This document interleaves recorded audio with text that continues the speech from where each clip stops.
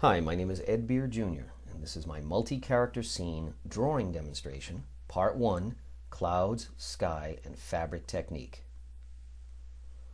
I'll begin with a variety of tools, starting with graphite pencils, using the 2H, HB, the B, 2B, and 4B. I will also be using a Sanford brand eraser, a kneaded eraser, as well as a sandpaper bar, and tortillas. These are paper stumps used for smudging. Now you'll be seeing in the next image a variety of different shaped heads for these tortillas. It's very important that you break in some of your paper stumps, or otherwise known as tortillas, so that you will be able to use those in smudging, both fine detail and wide areas.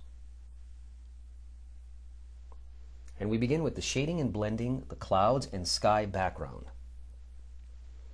First, we have the complete contour line drawing. The title of this image is Trumpeting Sentinel, and this will be being used throughout the multi-video segment. Now I begin with my background. I always work from the furthest back perspective plane, working my way forward, top to bottom, left to right. Of course, I'm right-handed, so I would do that. If you were left-handed, you'd be using most likely right to left, so you're not smudging everything you're working on with your hand. I'm basically keeping the angle of my pencil strokes basically in a diagonal angle from left to right, moving lower left to upper right.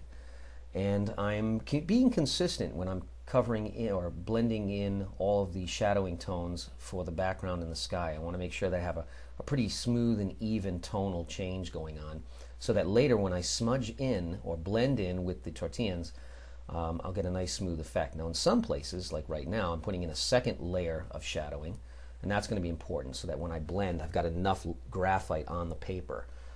By the way, the paper is a 300 series Strathmore, which is a pretty much medium tooth paper, but it has some bite to it, so it'll take some of that graphite off the pencil, and you'll have some good size lead to work with. Now here I'm starting to put in the details of some of the clouds in the background, and I'm not being too concerned about those really subtle gradient tones. Right now I'm more or less working on keeping my light source coming from the right-hand side, shining into the left, and I'm just shadowing on the left side of most of those clouds as well as the left bottom. And I'm keeping a pretty consistent tonal grade. What I want to do is I just want to make sure that I have a deep enough value that when I use these smudging tools, I'll be able to blend that and I'll have plenty of lead to do it. Now I can always go back in later and increase the values and the depth of darknesses that I need to do. One of the things that in this particular drawing that I considered is I wanted these very bulbous cumulonimbus style clouds. Now here you can see I'm using my stump, the paper stump or tortilla. I've used one that has kind of a blunt point to it because I want to get into wider areas. I'm not too worried about fine detail.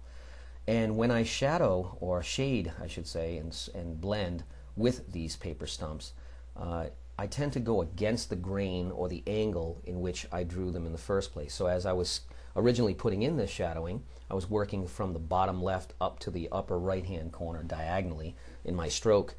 And now I'm kind of going in the opposite direction. I'm more or less working the upper left and moving down to the right-hand lower corner. And then I'm also changing it. I'm changing around a little bit because I want to make sure that I'm taking the lead and blending it in different directions to get a really smooth, continuous gradient tone.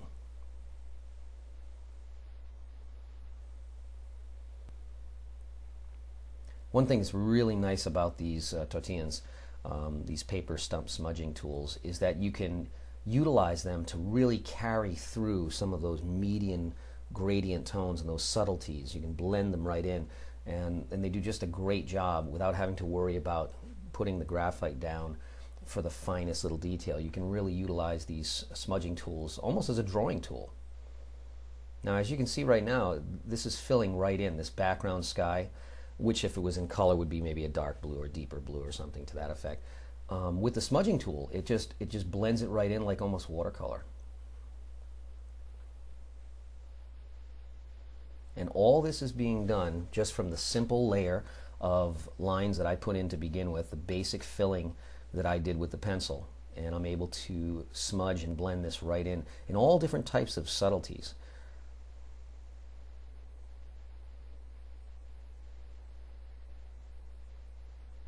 Now, one of the things you want to do when you're thinking about clouds and sky is also create multi-planes of depth.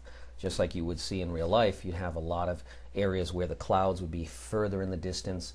And even if you were, as in this particular image, up on the top of a very tall spire, you'd still want to be able to see depth of clouds in the distance, and some clouds really big.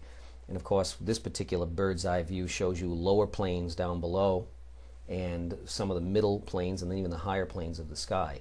So you get to really play with a lot of different areas and give some real serious depth to your clouds. Don't be afraid to push that graphite to get those deeper, darker values. You can always go back in later on with a kneaded eraser and lighten it up, but you want to get the values from dark to light there. You need that spectrum. One of the most important things that I tell my students, and I see all the time in a lot of portfolios presented to me, is the lack of willingness to take that chance. There is a fear, if you will, to push that darkness. Or I sometimes see things that are too extreme and too high contrast. But it is important that you get a good scale of darks, mediums, medium highlights, and then finally your brightest highlights. Now we're going into shading, flag, drapery, and robes. Now I'm going to start off with my pencil work right in that flag that the knight is holding. I should say that the back of his harness is holding. I'm keeping in mind that the lighting effect that I have chosen is coming from the right-hand side of the page, shining in towards the left. So I'm making sure I'm shadowing on the left side of all those folds. And again, I'm not worried too much about the real ultra subtleties of those gradient tones, because I know as long as I have enough darks, the smudging stump or tortillon is going to help me along the way with putting in those mid-grades and gradients. But you got to be, it's very important, it's very, very important that you put in enough darks to begin with so that this thing punches out from the background. Now I'm working on the pole that the flag is on, making sure that has a deep enough dark value. Now we're going in with a much sharper pointed paper stump or tortillon. And you can see I'm now just taking the darks that I already put in there, and I'm just pushing it. I'm pushing that graphite and pushing it across the paper and giving it that soft, subtle blend. See right in there, there's the middle of that area of the flag where it was a little bit of a highlight. I could add just a teeny bit of gradient tone in there. And I finish it off with the pole.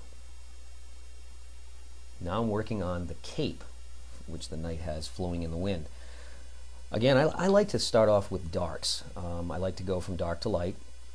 And what I'm doing right now is where some of the deepest, darkest shadows that would be cast just behind the knight, where the light would be most hidden, I'm going in with the most darkest values. Also, I'm working at the same time, I'm going over the contour line a little bit to bring it out a little stronger. When I first did the contour lines, this wasn't a concern for me because it's just a matter of getting placement.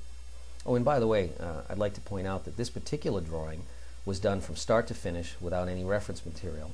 It's basically a complete fantasy piece that was made up entirely start to finish just on the whim of imagination. Obviously, many, many years of working with anatomy, studying different subjects. It's become a second nature for me to work my sketches up that way, but you really do have to have the basics and study down. A lot of people will tend to use projectors and things like that, and I look at that as, yeah, it may be important to do that sometimes, but it's also a tool that tends to weaken the natural photographic memory skills that you developed when you were young. So I like to keep those honed by working mostly without reference at all. I am very familiar with the Martial Eagle. Now, this is a particular bird that I enjoy painting and drawing, so that's the particular bird that I chose to use for the base of the set. To see the completion of the robery and cape work, as well as the next segment in the evolution of this drawing, go to Part 2, Multi-Character Scene Drawing Demonstration. This is where we will start to work on the metal and chrome effects of the character of the knight, as well as some of the work on the Martial Eagle. Thanks very much. I hope you've enjoyed this first segment, and I look forward to seeing you at Part 2. Thank you.